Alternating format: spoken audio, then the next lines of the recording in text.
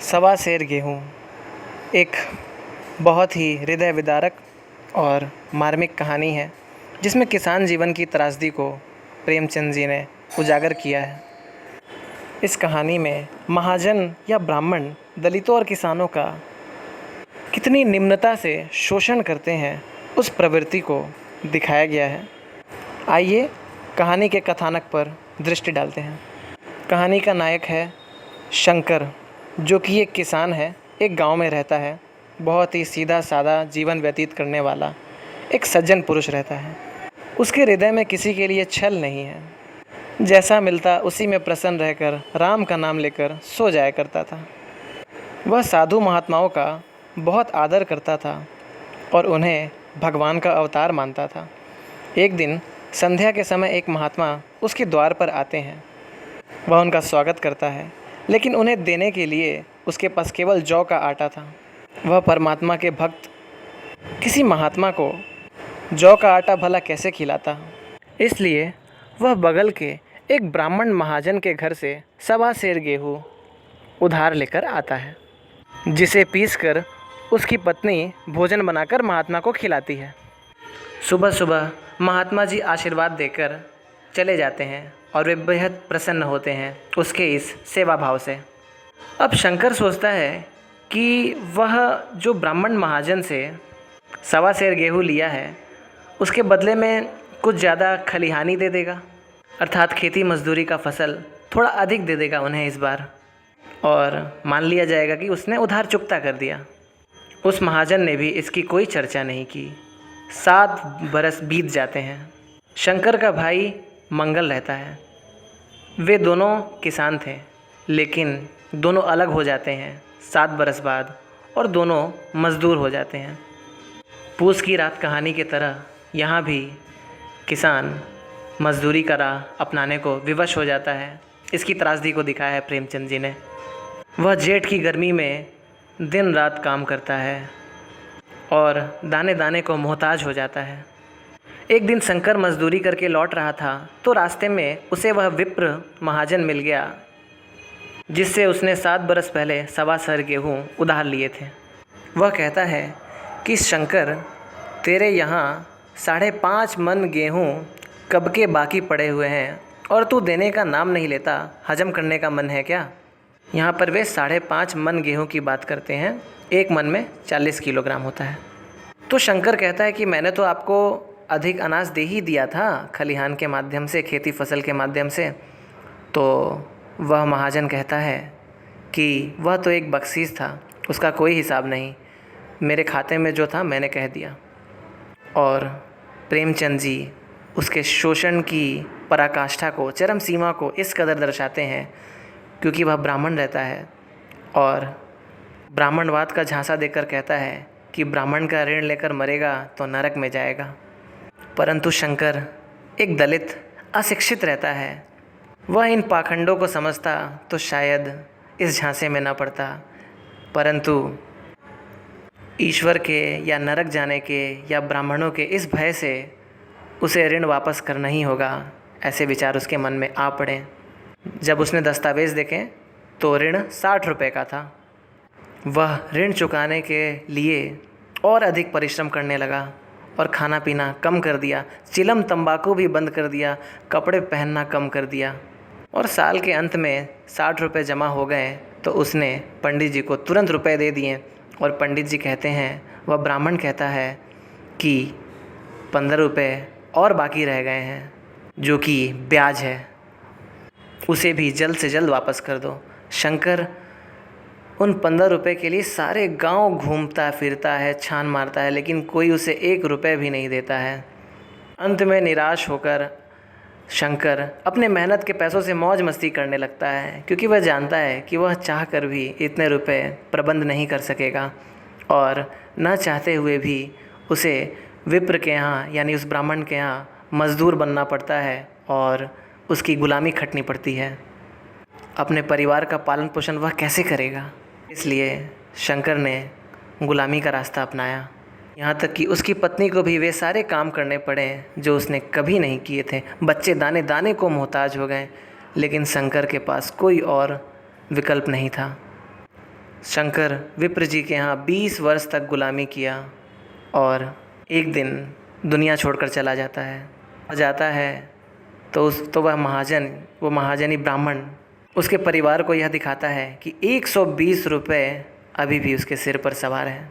वह 15 रुपया अब 120 हो गया है। इन रुपयों की उस समय बहुत कीमत थी और विडंबना तो यह होता है कि शंकर का बेटा भी अब शंकर की ही भांति उस ब्राह्मण का दास हो गया, गुलाम हो गया और उनके यहाँ मजदूरी करने लगा। कहानी समाप्त हो जाती है। यह यथार्थवादी कहानी है, मर्मस्पर्शी है, हृदय की आंतरिक भावनाओं को झकझोर कर रखने वाली कहानी है। बाप जीवन पर्यंत जिसकी गुलामी करता रह गया, आखिरकार बेटे को भी न चाहते हुए भी वही राह अपनाना पड़ा और उस ब्राह्मण या महाजन को उसके परिवार पर तनिक भी तरस नहीं आया।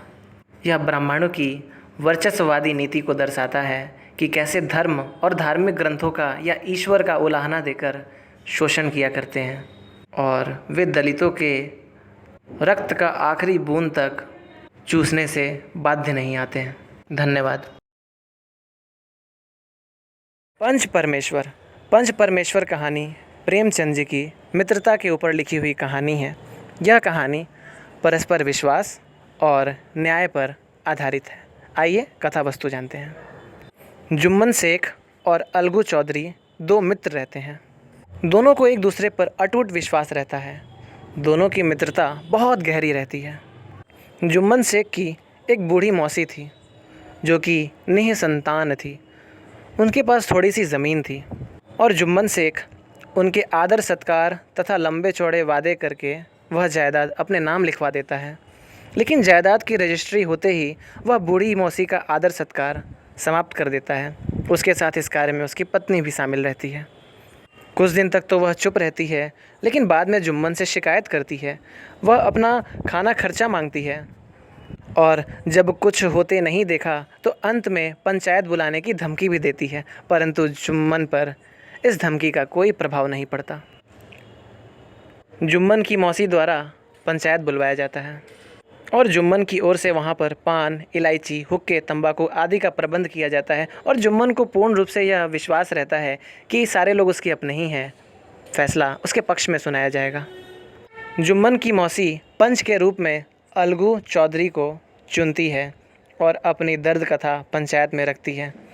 अलगू चौधरी के पंच चुनते ही जुम्मन शेख बहुत प्रसन्न हो जाता है, क्योंकि अलगू तो उसका जिगरी यार रहता है। अलगू लेकिन कानूनी आदमी था। उसने सोच समझकर अपना फ़ैसला सुनाया कि जुम्मन अपनी मौसी को प्रति माह खर्चा का रुपया ज़रूर देगा। अलगू चौधरी इस फैसले को स्वीकार तो करता है, परंतु मन ही मन उसके मन में मलाल रह जाता है कि उसके मित्र ने उसे धोखा दिया। उसके बाद से दोनों की मित्रता टूट जाती है और कहीं ना कहीं उसके मन में बदले की भावना पनपने लगती है। हालांकि बदला लेने का मौका उसे बहुत जल्द ही प्राप्त होता है। अलगू चौधरी के पास 2 बैल थे। एक बैल को किसी ने विष देकर मार दिया और अलगू को जुम्मन पर ही शक था, लेकिन वह यह बात किसी को नहीं कहता है, क्योंकि बैल जोड़े में लिए गए थे और बैल का मतलब एक बैल जब मारा गया तो बचे का वह क्या करेगा, इसलिए उसने बचे एक बैल को बेचने का निर्णय लिया। अलगू वह बैल समझू साहू को 150 रुपये में बेच देता है, लेकिन वह भी उधार में। इसका परिणाम यह होता है कि 1 महीने में वह बैल भी मर जाती है, क्योंकि समझू साहू व्यापार पर अधिक, बैलों पर कम ध्यान देता था। समझू साहू को बैल मरने का उतना दुख नहीं हुआ। अलगू कुछ दिन बाद जब पैसे मांगने जाता है तो समझू इनकार कर देता है और कहता है बैल तो मर गया, अब मैं पैसे क्यों दूं, किसकी दूं। एक बार फिर से पंचायत बैठाया जाता है और समझू साहू अपनी चालाकी का इस्तेमाल करके पंच के रूप में जुम्मन के एक समय के जिगरी दोस्त और अभी के कट्टर शत्रु जुम्मन को पंच के रूप में चुनता है। जुम्मन बेहद प्रसन्न हुआ कि उसके प्रतिशोध की आकांक्षा अब पूर्ण होने वाली है, परंतु जैसे ही वह पंच के पद पर विराजमान होता है उसके मन का मैल छट जाता है। वह एकदम तटस्थ भाव से निष्पक्ष रूप में विचार करने लगता है और अपना फैसला सुनाता है कि समझू का यह दायित्व है कि वह अलगू को बैल का मूल चुका दे, और सभी ने पंचों की जय जयकार की। इस फैसले के बाद जम्मू ने सत्य और न्याय का पक्ष लिया। उसके बाद अलगू चिल्ला उठता है, पंच परमेश्वर की जय। अर्थात पंच तटस्थ होता है, धर्म के साथ रहता है, न्याय के साथ रहता है, ईमानदारी के साथ रहता है, इसलिए वह परमेश्वर के समान होता है। प्रेमचंद जी ने इसे दर्शाया है। पंच के समक्ष कोई छोटा बड़ा, कोई मित्र शत्रु नहीं होता, सब एक होते हैं। प्रेमचंद की यह खूबी है कि वह हृदय परिवर्तन पर बहुत विश्वास रखते हैं। उनकी अधिकतम कहानियाँ हृदय परिवर्तन से प्रभावित हैं, जिसमें से यह भी एक कहानी है जो कि एक अलग ही सीख दे जाती है। धन्यवाद। दो बैलों की कथा।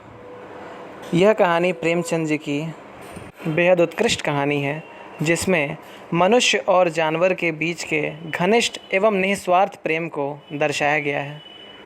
इस कहानी में दो बैल रहते हैं, एक का नाम हीरा, एक का नाम मोती रहता है। दोनों बहुत बहादुर भी रहते हैं, परोपकारी भी रहते हैं और अपने मालिक से बड़ा स्नेह रखते हैं, और उनके मालिक का नाम झूरी रहता है। हीरा और मोती के बीच आपस में बहुत ही गहरे संबंध भी थे। कुछ दिन बाद एक बार झूरी ने दोनों को अपने ससुराल के खेतों में काम करने के लिए भेज दिया। हीरा और मोती वहाँ काम तो करते थे, लेकिन दिल से नहीं, मजबूरी से, क्योंकि वहाँ उनसे बहुत काम करवाया जाता था और खाने में रूखा सूखा ही दिया जाता था। हुआ यूँ कि एक दिन दोनों रस्सी तोड़कर दौड़े दौड़े झूरी के पास भाग आए। झूरी भी उन्हें देखकर बहुत प्रसन्न हुआ और उस दिन उन्होंने जमकर खाना पीना किया। दोनों बेहद खुशी थे, मगर झूरी की स्त्री को उन दोनों का भागना रास नहीं आया और उसने रात्रि में उन्हें सूखा भूसा ही खिलाया। दूसरे दिन झूरी का साला फिर उन्हें लेने आ गया और न चाहते हुए भी उन्हें फिर से वहाँ से जाना पड़ा, और वहाँ जाकर उनकी हालत फिर पहले जैसी हो गई। खाने को सूखा भूसा ही मिलता और बहुत काम करवाए जाते थे उनसे। मोती गुस्सैल था, परंतु हीरा धीरज से काम लेता था। दोनों का उस वातावरण से, उस परिवेश से आत्मीय संबंध स्थापित नहीं हो पा रहा था और उनसे पूर्ण रूप से पराये के रूप में बर्ताव किया जा रहा था। वहाँ एक छोटी सी बालिका रहती थी। उसकी भी माँ मर चुकी थी और उसकी सौतेली माँ उसे मारती रहती थी। इसलिए उन बैलों से उसे एक प्रकार की सहानुभूति थी, या यूँ कहिए कि उसकी संवेदनाएं उनसे जुड़ी हुई थी और वे उनकी दयनीय अवस्था को स्वयं महसूस कर सकती थी। एक दिन उसने चुपके से उनकी रस्सियाँ खोल दी और दोनों भाग खड़े हुए। सबने पकड़ने की कोशिश की, परंतु वे भागते भागते एक नई जगह पहुंच गए। झूरी के घर जाने का रास्ता वे भूल चुके थे। खैर, फिर भी स्वतंत्र होकर वे बेहद प्रसन्न थे। दोनों ने खेत में मटर खाई और फिर एक सांड से उनका मुकाबला होता है, जिसे वे मारकर भगा देते हैं। परंतु खेत में चरते समय खेत का मालिक आ जाता है और उन्हें किसी भी तरह बंदी बना लिया जाता है और दोनों को काजी हाउस में बंद कर दिया जाता है। काजी हाउस वह जगह जहाँ पर जानवरों को बंद किया जाता है और उनकी गिनती रखी जाती है कि सब बराबर मात्रा में है कि नहीं। वहाँ बहुत सारे जानवर पहले से ही कैद थे और सबकी हालत बहुत ख़राब थी। वहाँ भी उनसे बदतर रूप में बर्ताव किया जाता था और एक दिन कुपित होकर दोनों ने दीवार गिराकर दूसरे जानवरों को भगा दिया। मोती भी भाग सकता था, पर क्योंकि हीरा बंधा हुआ था इसलिए वह भी न भाग सका। कुछ दिन बाद काजी हाउस के मालिक ने जानवरों को कसाई के हाथों बेच दिया। एक दड़ियल आदमी हीरा मोती को ले जाने लगा और हीरा मोती समझ गए कि उनका अंत समय बहुत नज़दीक है। लेकिन चलते चलते अचानक उन्हें लगा कि इस रास्ते से वे परिचित हैं, क्योंकि यह रास्ता उनके मालिक झूरी की ओर से गुजर कर जाता था। दोनों उछलने लगे और दौड़ते हुए झूरी के द्वार पर आकर खड़े हो गए। झूरी जब उन्हें देखता है तो वह भी खुशी से फूल उठता है, परंतु दड़ियल आदमी बैल की रस्सियाँ पकड़ लेता है और जोर ज़बरदस्ती करने लगता है। तभी मोती सिंह से उसे दूर भगा घायल कर देता है और दोनों खुशी खुशी अपने मालिक से लिपट जाते हैं। घर की मालकिन भी आकर दोनों को चूम लेती है। कहानी समाप्त हो जाती है। यह कहानी सांकेतिक रूप में यही संदेश देती है, मनुष्य हो या जानवर हो या कोई भी प्राणी हो, स्वतंत्रता उसके लिए सबसे महत्वपूर्ण है और स्वतंत्रता को पाने के लिए हमें आखिरी दम तक लड़ना चाहिए, हिम्मत नहीं हारना चाहिए। हम इसे युगीन संदर्भ से जोड़कर भी देख सकते हैं, क्योंकि भारत परतंत्र था जिस समय प्रेमचंद जी ने यह रचना लिखी थी। स्वतंत्रता के लिए संघर्ष बेहद ज़रूरी है।